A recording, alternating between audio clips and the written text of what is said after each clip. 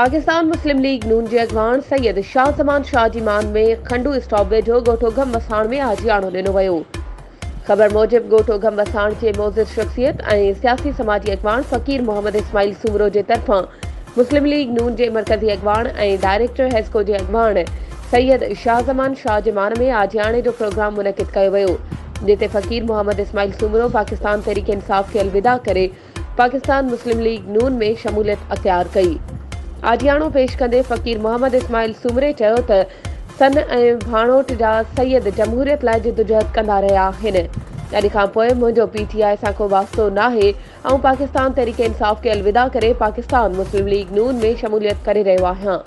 इन मौक़े ते सैयद शाह ज़मान शाह दोस्तनि जो शुक्रियो अदा कयो ऐं चयो त असां सिंध ऐं मुल्क जे माण्हुनि जी ख़िदमत करणु था चाहियूं। असां आवाम जी ख़िदमत में यकीन रखूं था। उन मौक़े ते नून लीग मटियारी ज़िले जो मंसूर नवाज़ भयो, मोहम्मद मूसा सयाल, तालिब ख़ासखेली, शकूर नाज़ ख़ासखेली, फ़कीर हामिद कुरैशी, सरदार अयास मेमण, एडवोकेट बादशाह रिंद, अब्दुल रशीद देथो, अब्दुल रहीम मेमण, इरशाद वसाण, सिकंदर वसाण, सुलेमान वसाण ऐं ॿिया पिणु मौजूद हुआ। ॻोठ उगम वसाण पहुचण ते सैयद शाह ज़मान शाह ऐं संदसि साथियुनि जे मथां गुलनि जी वर्खा कई वई। खेनि अजरकुनि ऐं लुंगियुनि जा तोहफ़ा पिणु पेश कया विया। वधीक ख़बरुनि ऐं अपडेट्स जे लाइ असांजे चैनल खे सब्सक्राइब कयो ऐं हा, बेल आइकन खे प्रेस करणु न विसारिजो त जीअं असांजी हर नई अचण वारी वीडियो तव्हां ताईं पहुची।